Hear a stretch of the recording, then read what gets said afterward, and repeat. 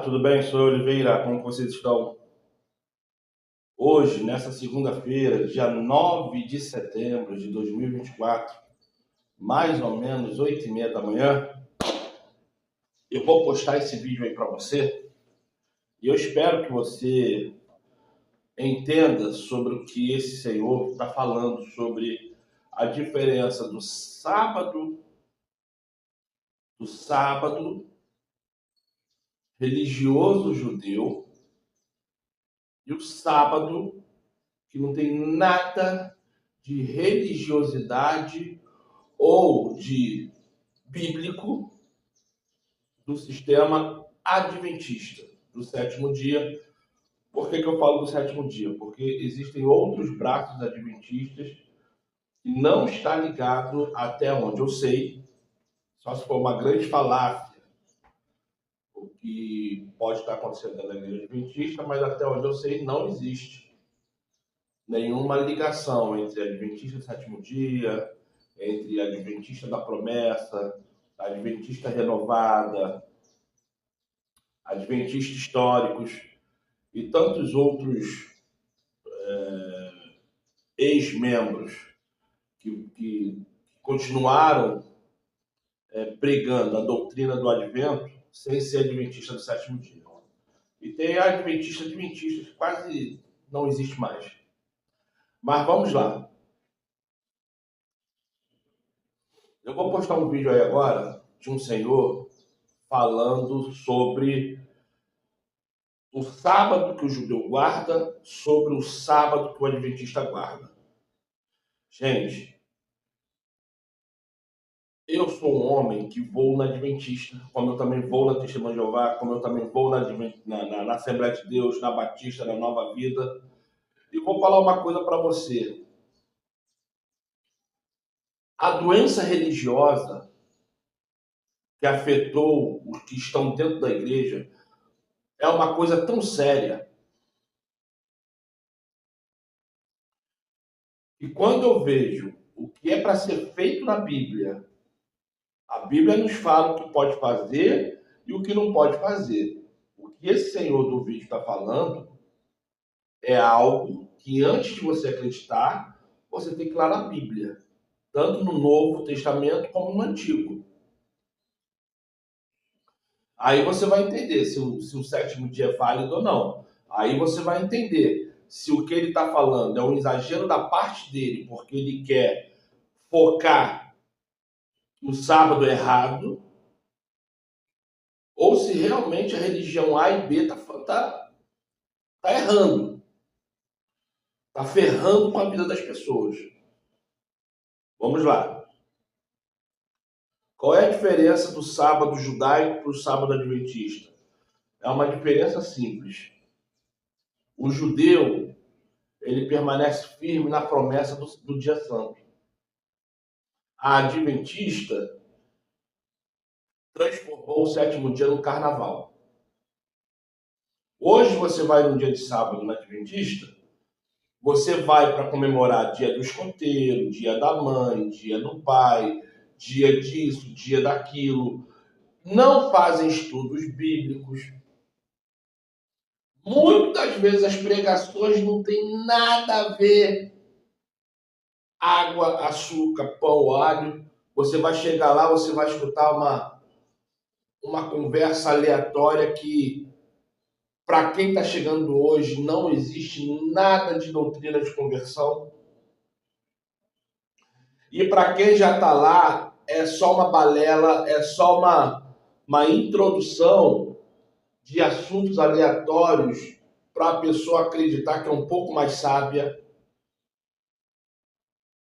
Eu não sou adventista, mas eu sou batizado tanto na Trindade, como a Igreja Adventista batiza, como eu sou batizado somente em nome de Jesus, como a Igreja Adventista não batiza. Eu só não sou batizado no batismo que João batizava, porque é o batismo que o judeu já fazia. O batismo nas águas, gente, existe desde antes de Moisés. Aprendam isso, tá? Batismo Não é algo que começou do nada ali nos evangelhos, não. Batismo tem relatos na Bíblia que acontece desde antes de Moisés. Mas enfim.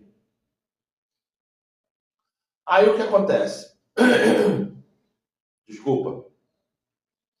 Eu vou postar esse vídeo aqui porque vocês têm que identificar quando uma pessoa fala de uma forma errada sobre um assunto, porque ela quer que você acredite que aquilo ali não é para ser feito.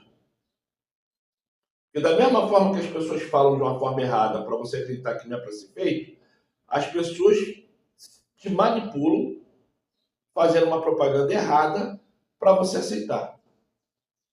A única coisa que eu falo é o seguinte: em vez de você acreditar em mim ou em qualquer outra pessoa, estude a Bíblia.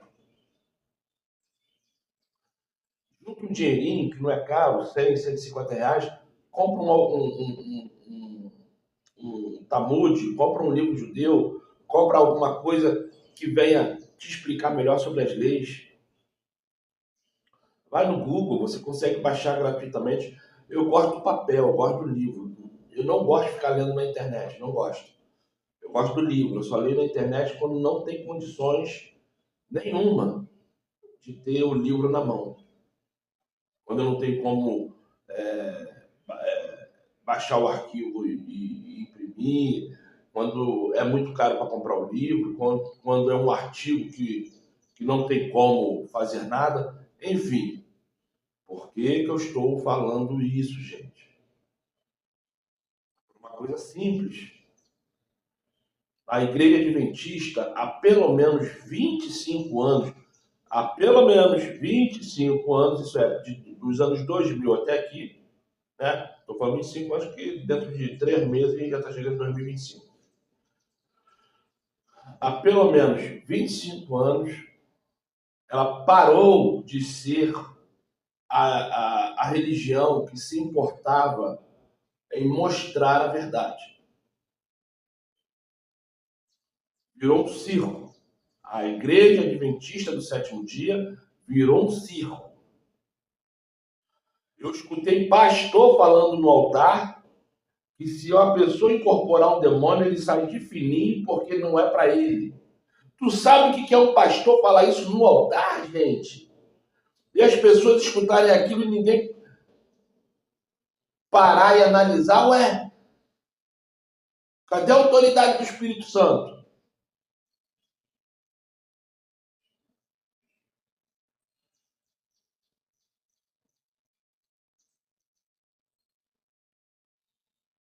A Igreja Adventista do Sétimo Dia virou um circo.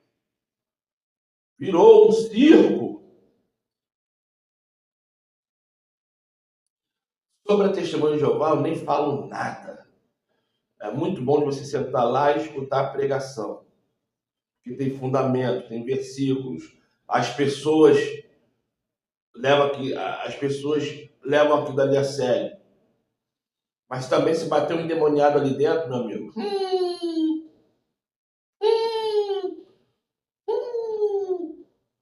Porque veio de gente apertar minha mão achando que eu era maçom e apertou lá, se identificando para mim que eles eram maçons.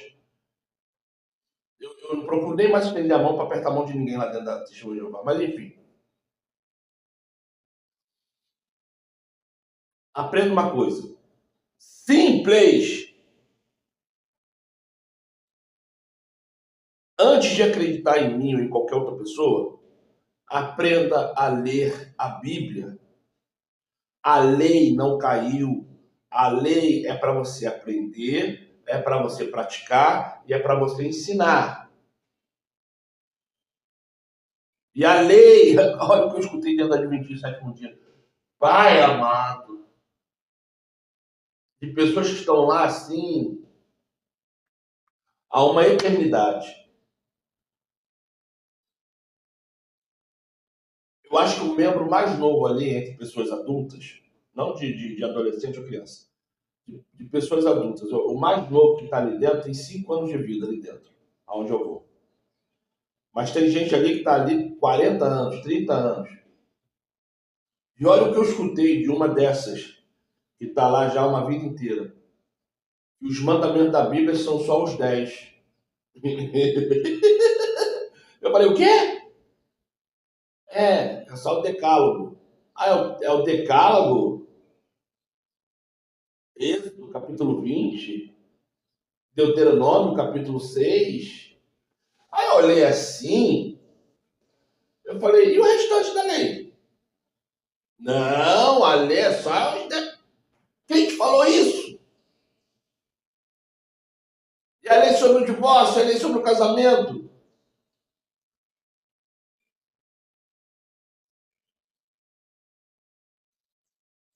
Ah, mulher, fui calei minha boca. Não falei mais nada.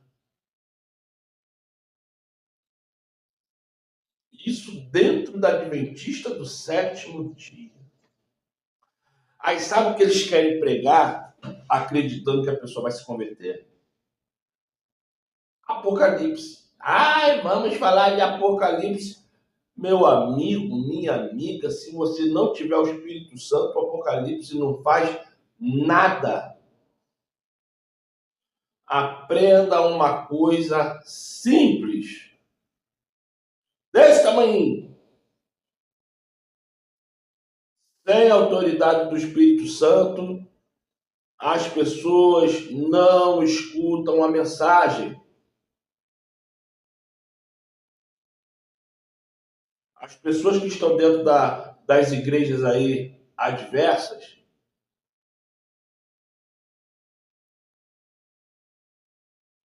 elas se convertem, não é porque elas estão convertidas, elas se convertem porque tem alguém com algum problema grave. Porque como é que a pessoa vai se converter em uma coisa que elas não entendem? Elas só creem. Uma coisa que cada vez mais eu estou entendendo no meio evangélico, que as pessoas não se convertem por aquilo que entende. As pessoas se convertem por aquilo que não entendem. Porque se você chega numa batista, numa assembleiana, ou homem, né? Homem e mulher, tanto faz. Ou uma pessoa que vai na Nova Vida, ou em qualquer outra porcaria religiosa, qualquer de placa religiosa. Você senta, a pessoa ela te escuta, escuta, escuta, escuta, mas basicamente não tem o que falar. Porque elas só creem numa coisa, na divindade de Cristo. E por elas acreditarem na divindade de Cristo, qualquer coisa é válida. Qualquer coisa, porque tudo termina naquilo que creio. Se você depois chega e fala assim, ó, mas isso não pode. Ah, mas Jesus é bom. Mas por que você não faz isso? A Bíblia autoriza, sei lá. Eu vou fazer isso por quê? Sei lá, vou fazer isso por quê?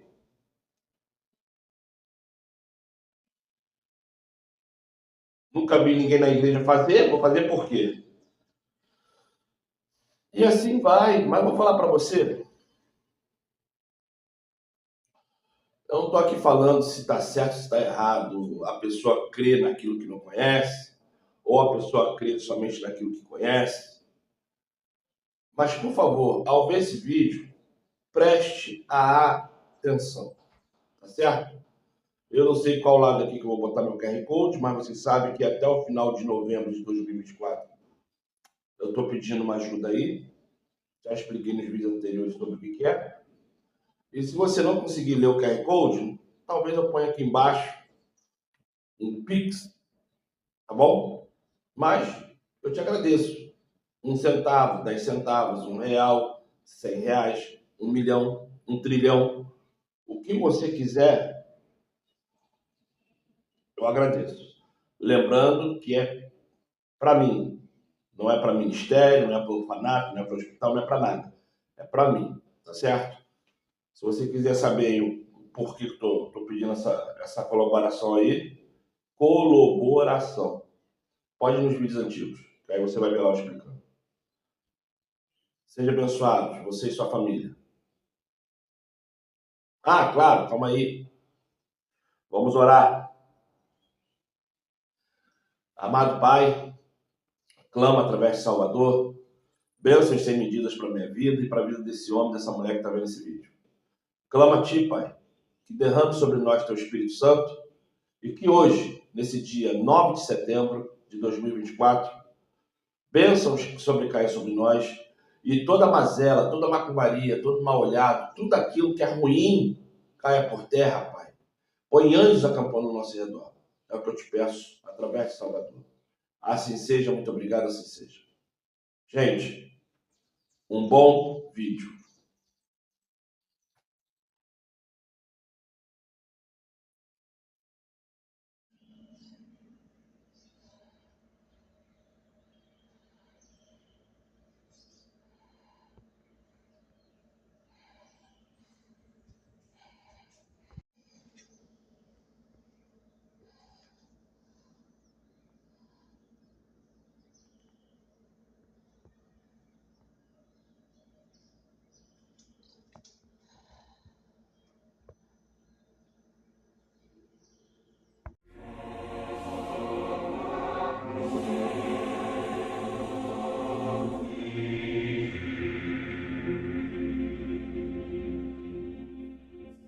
Sejam todos muito bem-vindos a mais um vídeo da série Apologética em Defesa da Fé.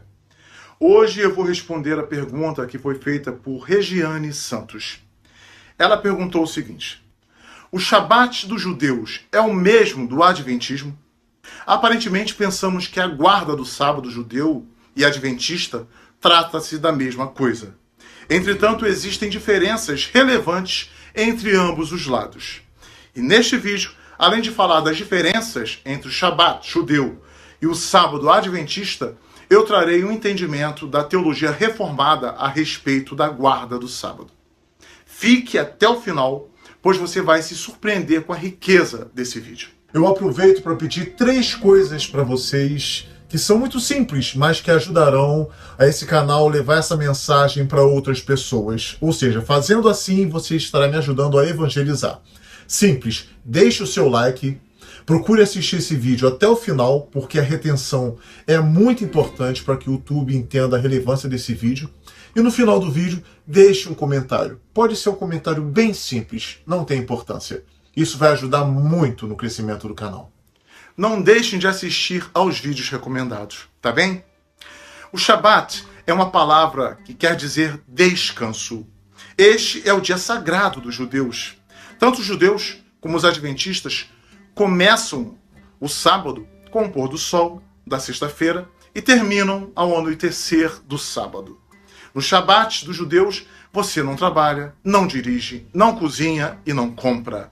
É um dia dedicado à oração e à desconexão total. As normas e restrições relacionadas com o Shabat aparecem descritas na Torá, mas nem todos os judeus seguem essas normas fielmente. No entanto, é curioso ver como as famílias mais conservadoras de Jerusalém interrompem completamente qualquer atividade durante essas horas e não têm contato com nenhum tipo de tecnologia. Eles não usam telefones celulares, não usam eletrodomésticos e nem sequer podem apertar o botão do elevador. Devido à alta porcentagem da população judaica em Jerusalém, a cidade se adapta a essas tradições. Durante o Shabat, as lojas fecham, as ruas ficam vazias e os elevadores dos hotéis param em todos os andares para que ninguém precise apertar o botão. Para os turistas, isso pode parecer uma loucura, não é verdade? O transporte público para de funcionar durante o Shabat. Antes de começar o Shabat, já durante a manhã e toda a tarde de sexta-feira, as ruas de Jerusalém ficam vazias, exceto pelos bairros árabe, cristão e armênio. Portanto, à exceção de alguns comércios administrados por muçulmanos e cristãos, as lojas e os restaurantes da Cidade Santa fecham. Nas áreas judaicas, quase não há pessoas, nem carros, nem barulho. E toda essa tranquilidade se desfaz quando o sol se põe.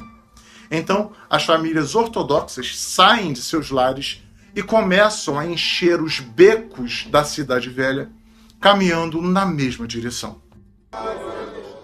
Um lugar sagrado para os judeus, onde acontecem as orações e os cantos do Shabat.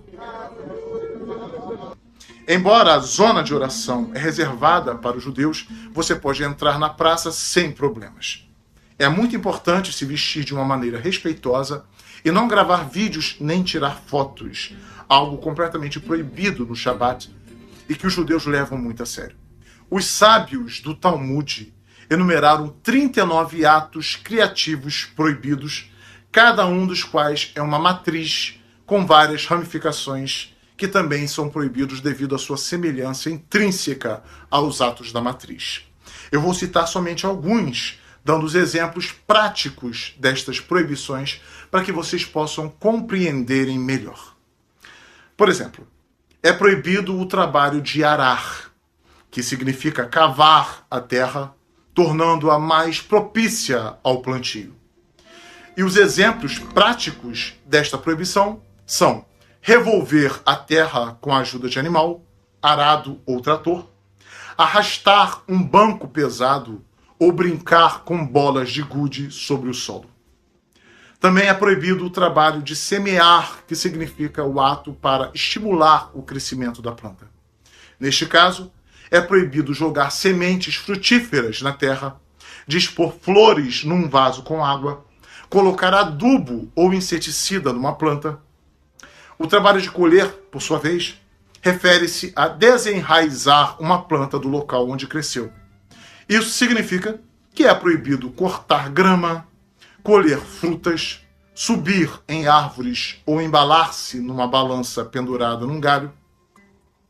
Já o trabalho de selecionar e separar um alimento não utilizável, indesejado, do utilizável, do desejado, ou separar de acordo com diferentes tipos, leva à proibição de separar a cebola, que não se quer comer, da salada, separar uma fruta estragada das demais, usar um descascador, descascar frutas ou legumes, mesmo com faca ou a mão, com antecedência, selecionar alimento sólido de uma sopa por meio de escumadeira, classificar utensílios, brinquedos ou livros de acordo com tamanhos e tipos.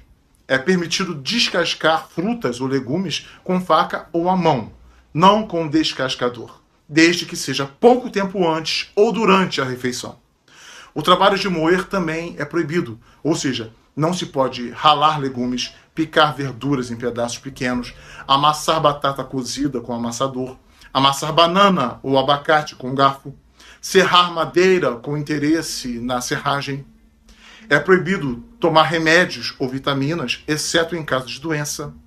É permitido amassar com garfo alimento que não cresce na terra, como o ovo cozido, ou esfarelar pão ou bolo. Eu citei apenas 5 dos 39 trabalhos proibidos e suas ramificações, que são muitas.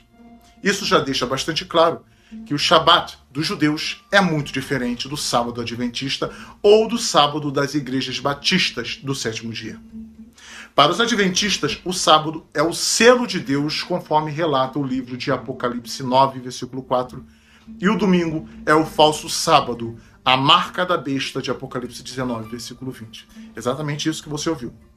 Ellen White confirma isso quando escreve: o sábado, a grande prova da lealdade, é o ponto da verdade especialmente controvertido. Ao passo que a observância do falso sábado será uma declaração de fidelidade ao poder que se opõe a Deus, a guarda do verdadeiro sábado será uma prova de lealdade ao Criador. Ao passo que uma classe recebe a marca da besta, a outra recebe o selo de Deus. Que é, pois, a mudança do sábado, senão o sinal da autoridade da Igreja de Roma, a marca da besta. Isso difere em muito do pensamento judeu, uma vez que eles não reconhecem o livro de Apocalipse como parte do seu cânon. Além disso, a relação do sábado com a salvação do judeu não tem muito significado, pois a maneira do judeu pensar sobre salvação é muito diferente da visão cristã. E é claro que Ellen White também se distancia muito de uma exegese autêntica do Apocalipse, conforme defendida pelos teólogos reformados, cuja interpretação foi apresentada aqui no canal, versículo por versículo. É só acessar nossas playlists. Os adventistas guardam o sábado porque, segundo eles, santificar o sábado ao Senhor importa, entre outras coisas, em salvação eterna. Essa declaração é contrária aos ensinos apresentados pelas Sagradas Escrituras, que nos apresentam a doutrina da salvação somente pela graça, mediante a fé. E as obras são consequência disso. Quando buscamos a salvação pelas obras, a consequência é maldição, decepção, trocas de acusações e legalismo. Como esta série é de defesa da fé, uma série sobre a apologética cristã, eu preciso falar sobre o entendimento da Igreja Reformada a respeito da guarda do sábado. O texto de Gênesis 2, versículo 3, nos diz assim: abençoou Deus o sétimo dia e o santificou, porque nele descansou de toda a sua obra que criara e fizera. Deus abençoou o sétimo dia, ele conferiu uma honra peculiar e anexou privilégios especiais acima daqueles concedidos a qualquer outro dia, e santificou, isto é, separou-o do uso comum e o dedicou ao seu próprio serviço sagrado, que deveria ser considerado sagrado e gasto em sua adoração e em outros deveres religiosos e sagrados. O sábado separou um tempo de outro, o tempo devotado ao trabalho do tempo devotado ao descanso e ao serviço e adoração a Deus. É importante destacar que, embora a observância legal do sábado não tenha começado até os dias de Moisés, esta bênção e santificação foram dadas antes de qualquer aliança com o homem. Ou seja, a observação do sábado não foi primeiro ordenada quando a lei foi dada, mas foi estabelecida por Deus desde a criação do mundo. Não podemos simplesmente ignorar esse mandamento. Como povo resgatado por Deus, temos a responsabilidade de discernir como aplicar essa diretriz divina nas nossas vidas e nas de nossas famílias. Por outro lado, nessa procura, não devemos buscar tais diretrizes nos detalhamentos das leis religiosas ou civis de Israel que dizem respeito ao sábado. Essas leis eram temporais.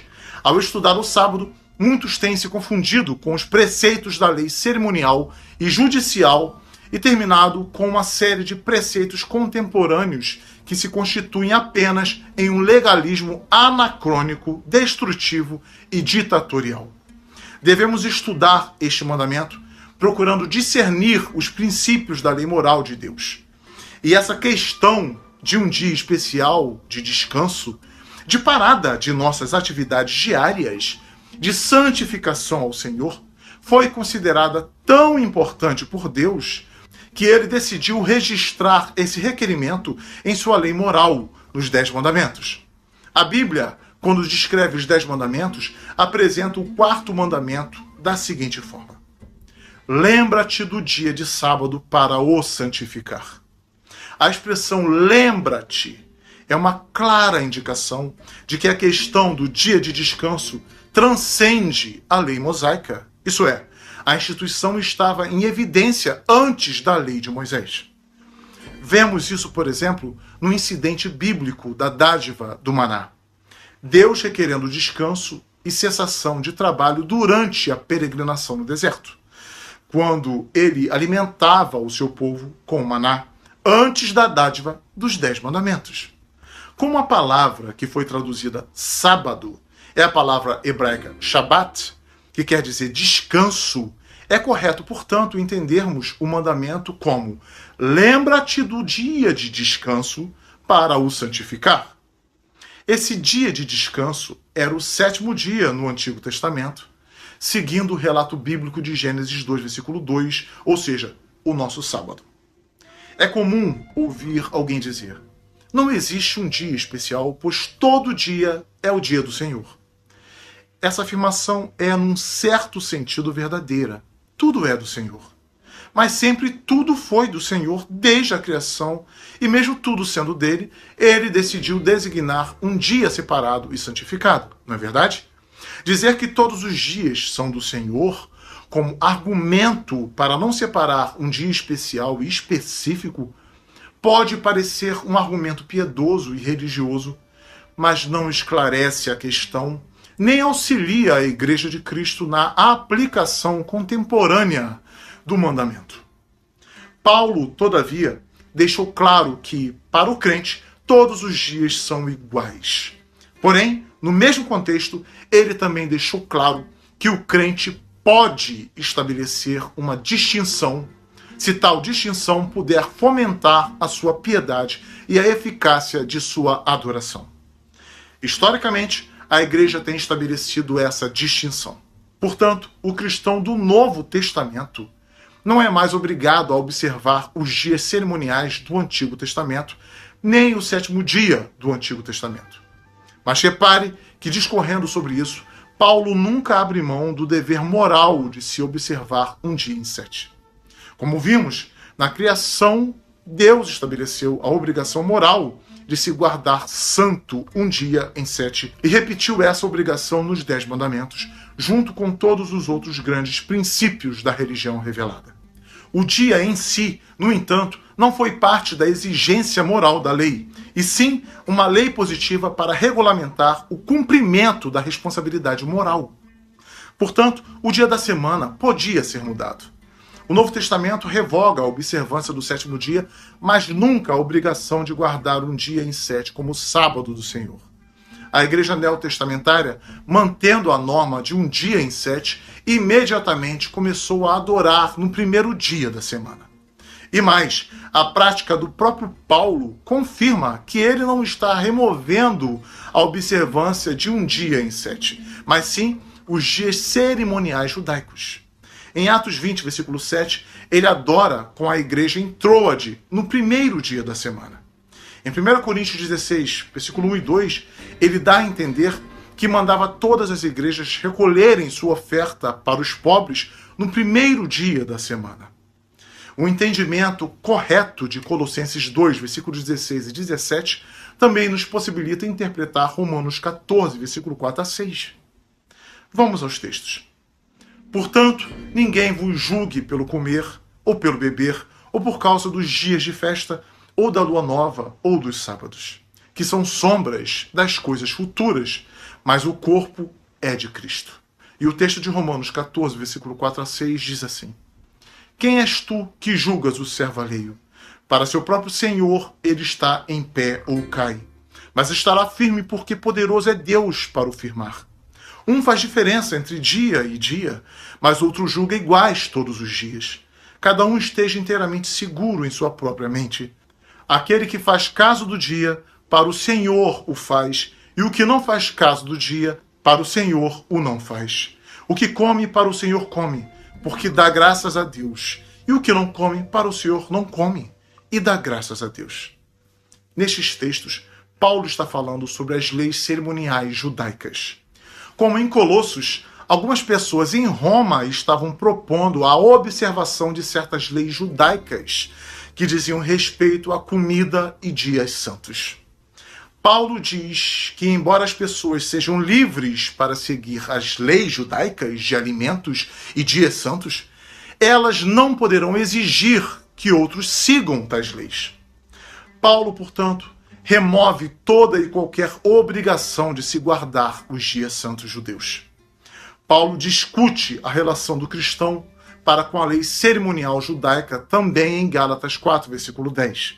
A lista dias e meses e tempos e anos se refere às várias observâncias cerimoniais do povo da antiga aliança, parte daquele velho sistema ao qual os gálatas foram tentados a se tornar escravos.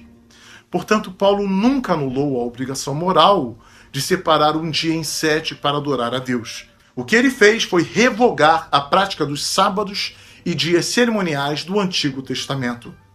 E para resumir o que foi dito até aqui, veja a afirmação de R. L. Dabney em seu livro Dabney Lectures, em referência aos textos do apóstolo Paulo.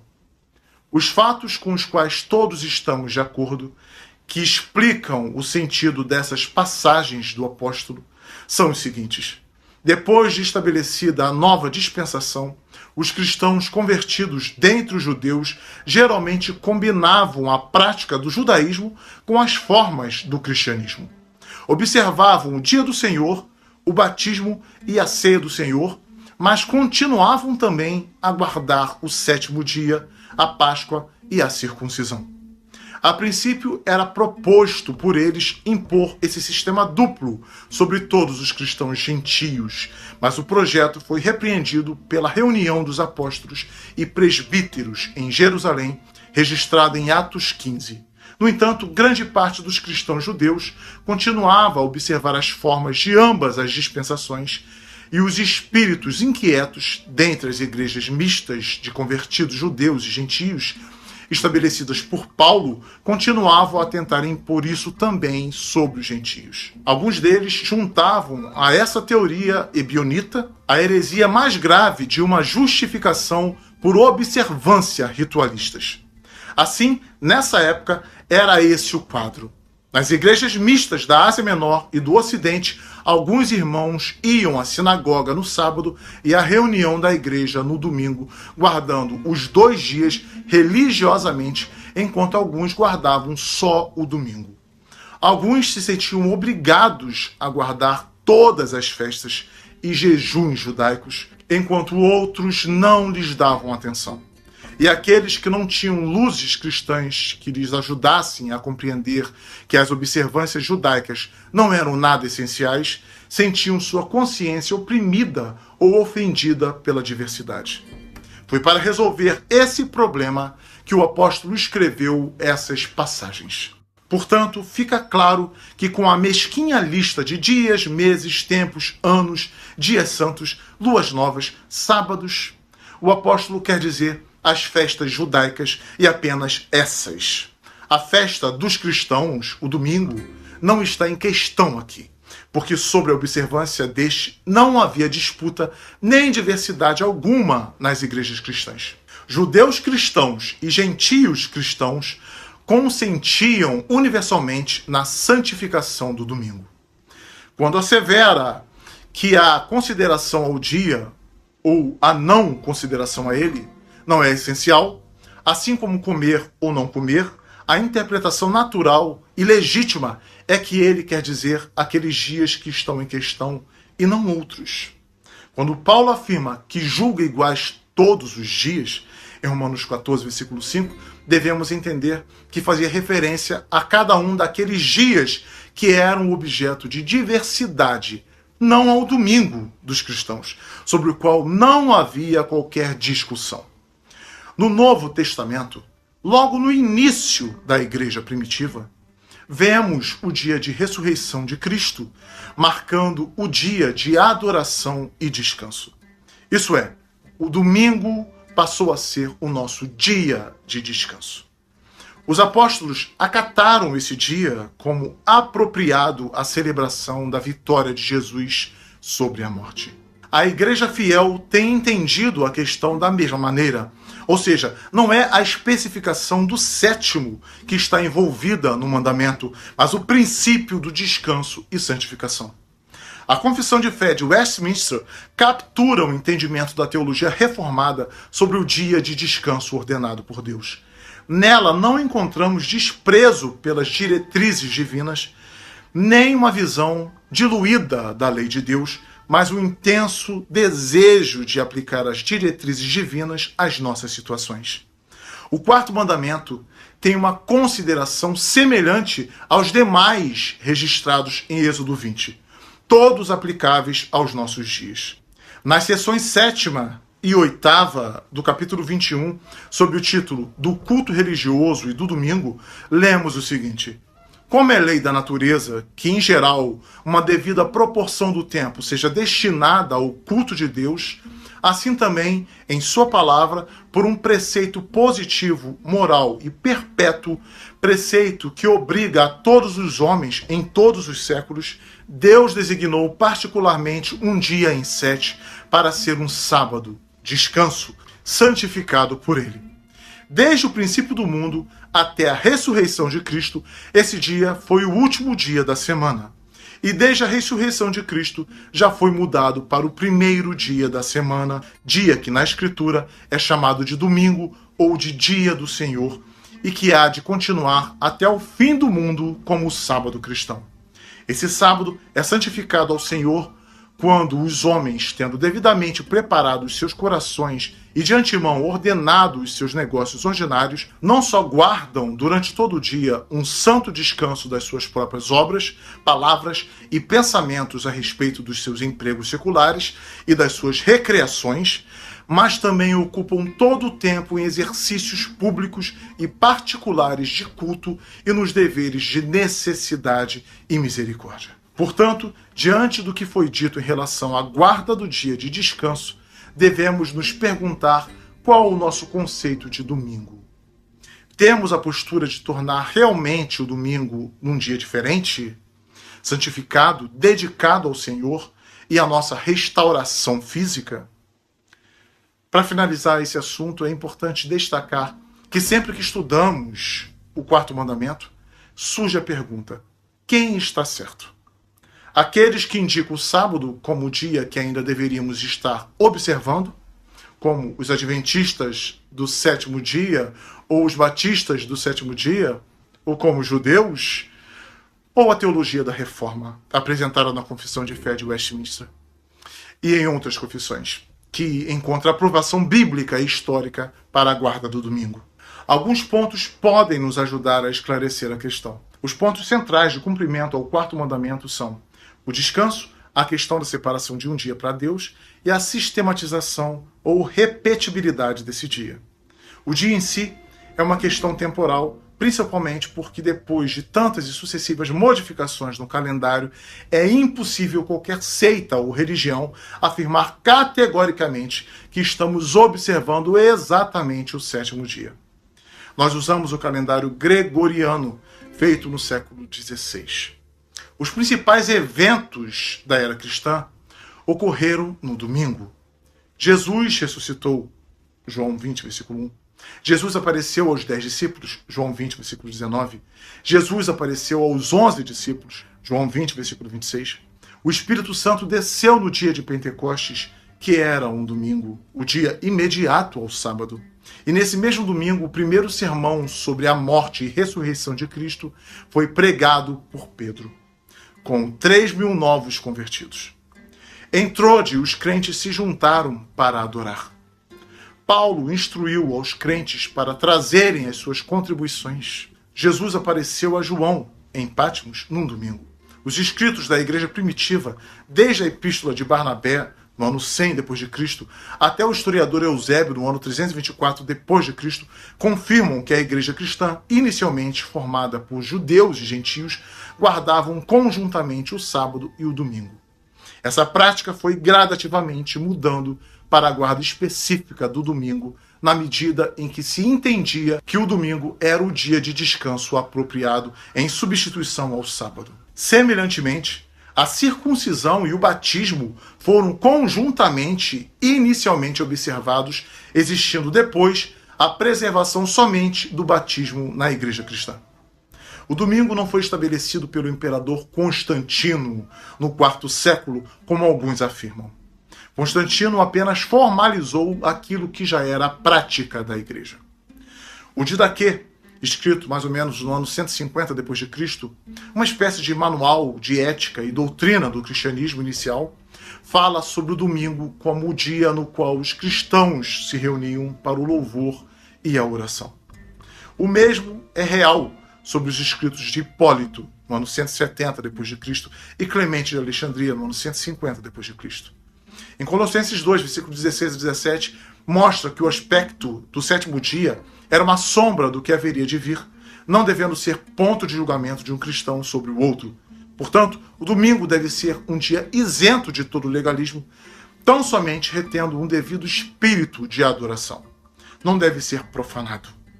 A igreja assim tem observado para bem do homem. O domingo tem se tornado um dia dedicado à adoração, ao estudo da Bíblia e à evangelização de uma igreja reunida com esses propósitos. E como é no domingo que a igreja comemora a ressurreição de Jesus, que saiu do túmulo revestido de uma vida nova, e que é especialmente o dia do Senhor, em Apocalipse 1, versículo 10, devemos considerar que cada domingo é uma oportunidade para participarmos dessa vida nova e a expressarmos. O domingo não é imposto conforme o sábado era imposto. Contudo, é benéfico e exige nosso respeito. A liberdade, se for abusada, será sempre tão ruim e errada quanto uma obrigação imposta. Amém, meu irmão e minha irmã? Que o Senhor os ilumine. Deixe o seu like e o seu comentário dizendo se você gostou ou não desse vídeo, tá bem? A sua opinião enriquece ainda mais o nosso estudo. E eu peço que você convide os seus contatos para conhecerem o canal e poderem estudar também aqui conosco a Bíblia, versículo por versículo, e a história do cristianismo em ordem cronológica. Uma exclusividade aqui do canal. Que Deus te abençoe muito e até o próximo vídeo com a graça de Deus.